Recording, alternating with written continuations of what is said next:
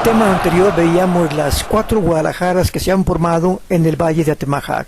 Hoy veremos muy brevemente algunos detalles entre la Guadalajara Oriente y la Guadalajara Poniente. Esa división entre estas dos Guadalajaras nacen debido a la división que viene siendo el río San Juan de Dios, que luego será la calzada de Independencia.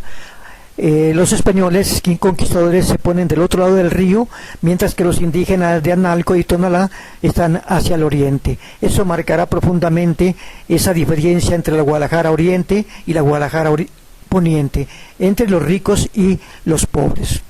El oriente se excluye del progreso y del desarrollo, de la falta de infraestructura, de la falta de oportunidades para su gente, para los niños y jóvenes.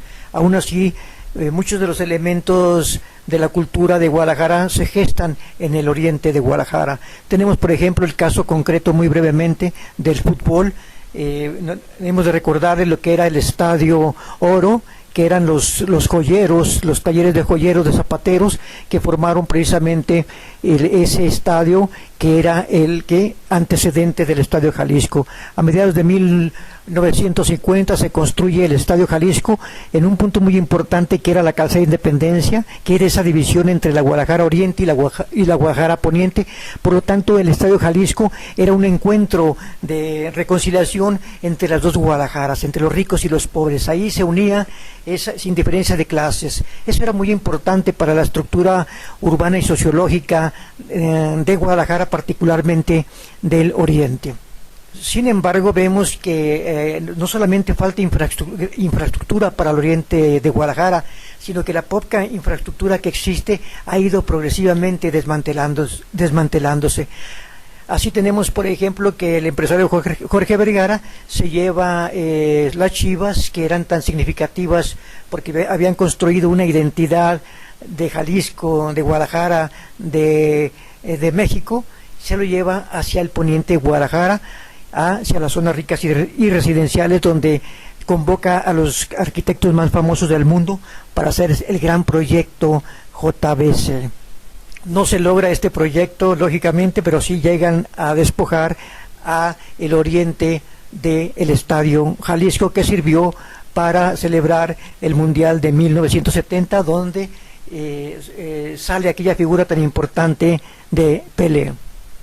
Esto ahora lo lamentamos porque, como decimos, se desmantela el oriente de Guadalajara, y vemos, por ejemplo, una semejanza entre el Estadio Azteca y el Estadio Jalisco. Son muy parecidos.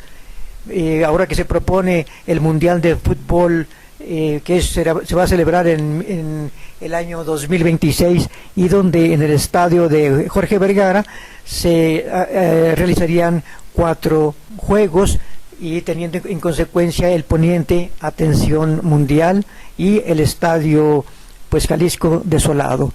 Se invertirá una gran infraestructura en el estadio Akron, que ahora se llama Akron, como vemos también, por ejemplo, que se van a invertir y se va a renovar completamente el Estadio Azteca en México, que eso debió haber sido precisamente lo que debieron haber hecho con el Estadio Jalisco, renovarlo para celebrar este Mundial de Fútbol en 2026.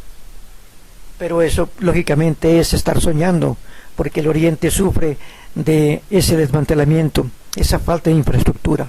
De la misma forma, cuando se iban a celebrar los Juegos Panamericanos aquí en Guadalajara, se proponía, como ya hemos dicho, el estadio de atletismo junto al zoológico, en el terreno del Disparate. Sin embargo, el líder moral de la Universidad de Guadalajara, el licenciado Raúl Padilla, forma cadenas humanas de estudiantes para oponerse al estadio de atletismo, y se construyen justamente a un lado de su gran proyecto tipo Hollywood, tipo Disney, a un lado del auditorio Telmex. Vemos entonces que otro despojo para nuestra zona, para el oriente. En el lugar donde iba a estar el estadio de atletismo, se propone después un centro deportivo de alto rendimiento.